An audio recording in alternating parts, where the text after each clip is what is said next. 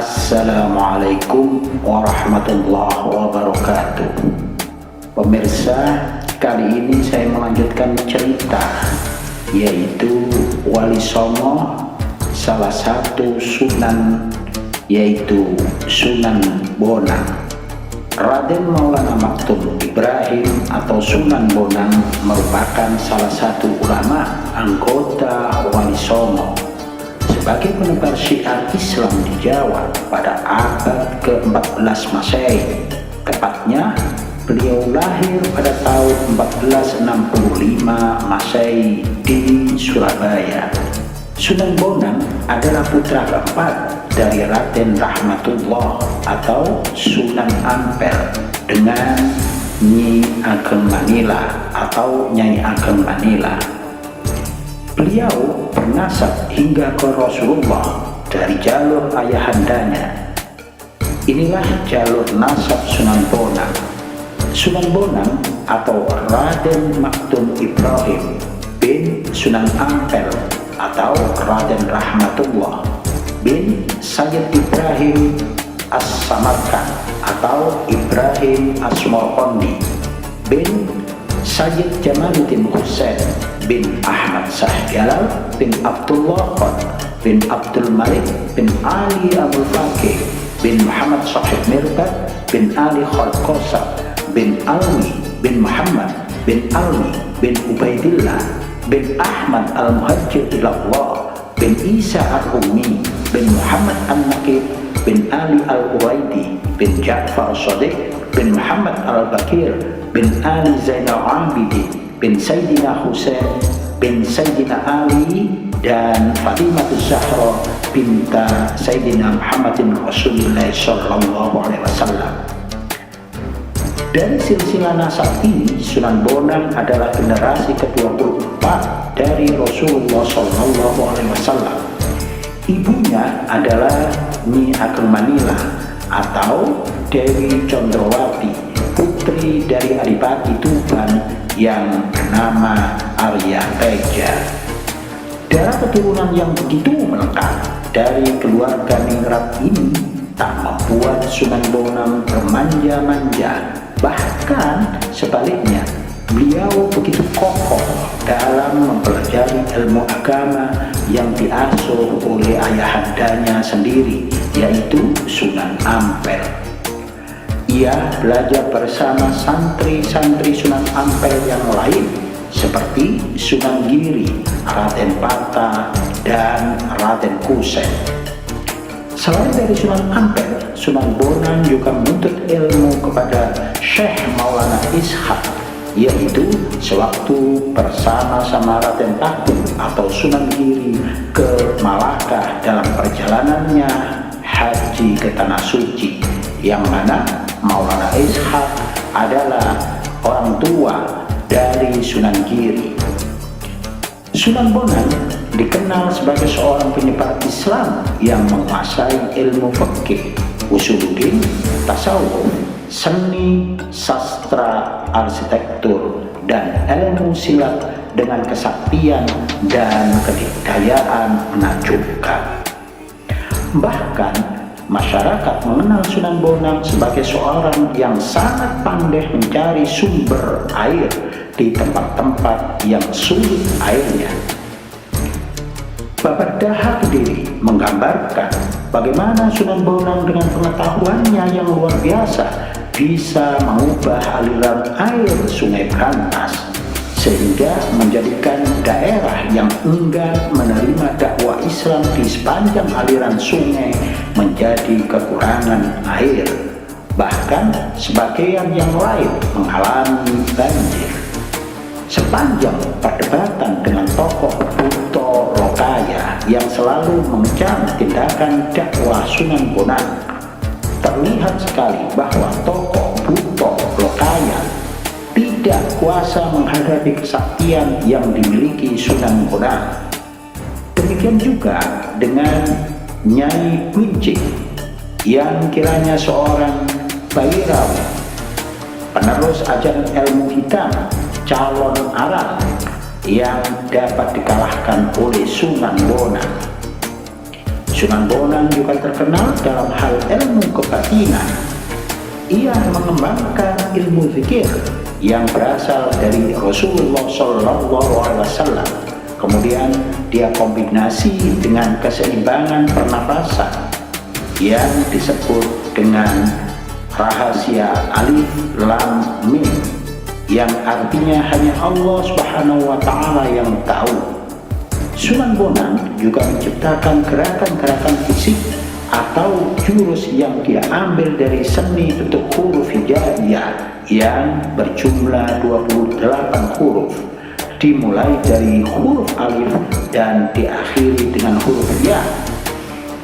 Ia menciptakan gerakan fisik dari nama dan simbol huruf hijaiyah adalah dengan tujuan yang sangat mendalam dan penuh dengan makna, yaitu mengajak murid-muridnya untuk menghafal huruf-huruf hijaiyah, dan nantinya setelah mencapai tingkatnya diharuskan bisa baca dan memahami isi Al-Quran. Penekanan keilmuan yang diciptakan Sunan Bonang adalah mengajak murid-muridnya untuk melakukan sujud atau sholat dan zikir. Hingga sekarang, ilmu yang diciptakan oleh Sunan Bonang masih dilestarikan di Indonesia oleh generasinya dan diorganisasikan dengan nama Padepokan Ilmu Sujud Tenaga Dalam Silat Tauhid Indonesia. Sebagaimana wali songo lainnya, Raden Magdum Ibrahim menyebarkan Islam melalui media seni dan budaya. Ia menggunakan alat musik gamelan untuk menarik simpati rakyat. Raden Magdum Ibrahim atau Sunan Bonang sering memainkan gamelan berjenis bonang, yaitu perangkat musik ketuk berbentuk bundar dengan lingkaran menonjol di tengahnya. Jika tonjolan tersebut diketuk atau dipukul dengan kayu, maka akan muncul bunyi merdu. Raden Magdum Ibrahim alias Sunan Bonang membunyikan alat musik ini yang membuat penduduk setempat penasaran dan tertarik. Warga berbondong-bondong ingin mendengarkan alunan tembang dari gamelan yang dimainkan Sunan Bonang. Ia mengubah sejumlah tembang tengahan Mojopat seperti Kidung Bonang dan sebagainya, hingga akhirnya banyak orang yang bersedia memeluk agama Islam tanpa paksaan. Dakwah Sunan Bonang yang lain adalah melalui penulisan karya sastra yang bertajuk Suluk Wujil. Saat ini naskah asli Suluk Wujil disimpan di perpustakaan Universitas Leiden, Belanda. Suluk Wujil diakui sebagai salah satu karya sastra terbesar di Nusantara karena isinya yang indah serta kandungannya yang kaya dalam menafsirkan kehidupan beragama. Sunan Bonang sangat fokus dalam menjalani perannya sebagai ulama dan seniman. Selain Sunan Bonang dikenal sebagai seniman yang berdakwah dengan menggunakan sejumlah perangkat seni, termasuk gamelan, juga karya sastra. Raden Magdum Ibrahim adalah penemu salah satu jenis gamelan dengan tonjolan di bagian tengahnya atau yang kerap disebut bonang. Dari situlah julukan Sunan Bonang disematkan kepada Raden Magdum Ibrahim. Gubahannya ketika itu memiliki nuansa pikir yang mendorong kecintaan pada kehidupan transendental atau alam malakut. Tembang Tombok Ati adalah salah satu karya Sunan Bonang. Dalam pentas pewayangan, Sunan Bonang adalah dalang yang piawai membius penontonnya. Kegemarannya adalah mengubah lakon dan memasukkan tafsir-tafsir khas Islam. Misalnya kisah perseteruan Pandowo Kurawa. Sunan Bonang juga mahir memainkan wayang serta menguasai seni dan sastra Jawa. Dalam pertunjukan wayang, Sunan Bonang menambahkan ricikan, yaitu kuda, gajah, harimau, garuda, kereta perang, dan rampogani untuk memperkaya pertunjukannya. Wilayah dakwah Sunan Bonang mulai berdakwah dari Kediri, Jawa Timur, dan kemudian mendirikan sebuah mushola di desa Singkal yang berada di tepi Sungai Brantas. Di tempat tersebut, Sunan Bonang sempat mendapat penolakan, namun akhirnya dapat mengislamkan Adipati Kediri, Arya Wiranata Pada, dan putrinya.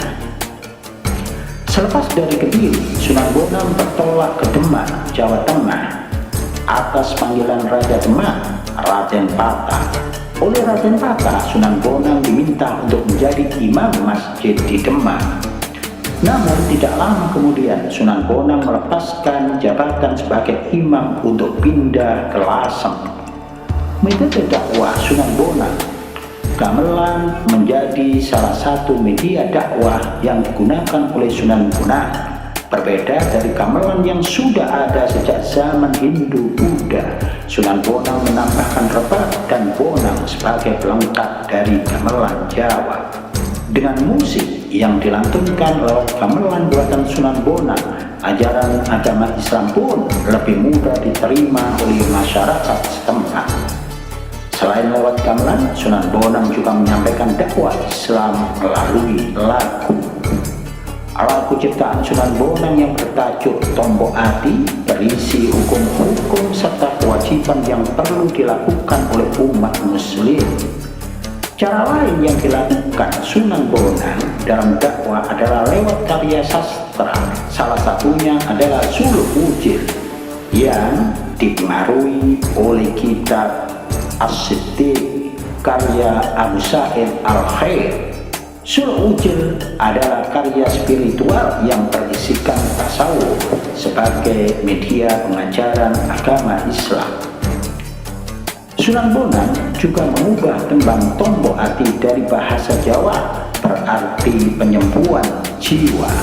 Ada pula karya sastra dalam bahasa Jawa yang dahulu diperkirakan merupakan karya Bonang oleh ilmuwan Belanda seperti skrip disebut Het Boek van Bonang atau buku Sunan Bonang. Dia juga menulis sebuah kitab yang berisikan tentang ilmu tasawuf berjudul Tanbihul Ghafilin. Kitab setebal 234 halaman ini sudah sangat populer di kalangan para santri. Sunan Bonang kemudian wafat di usia 60 tahun pada tahun 1525 Masehi. Makam dari Sunan Bonang terdapat di 4 tempat, yaitu di Tuban, Lasem, Bawean, dan Madura. Kenapa demikian? Tidak usah ragu karena beliau adalah waliullah dan Allah Maha Kuasa. Makam Sunan Bonang hingga saat ini masih dikunjungi banyak peziarah dari seluruh Indonesia. Demikianlah cerita singkat Sunan Bonang, mudah-mudahan bermanfaat.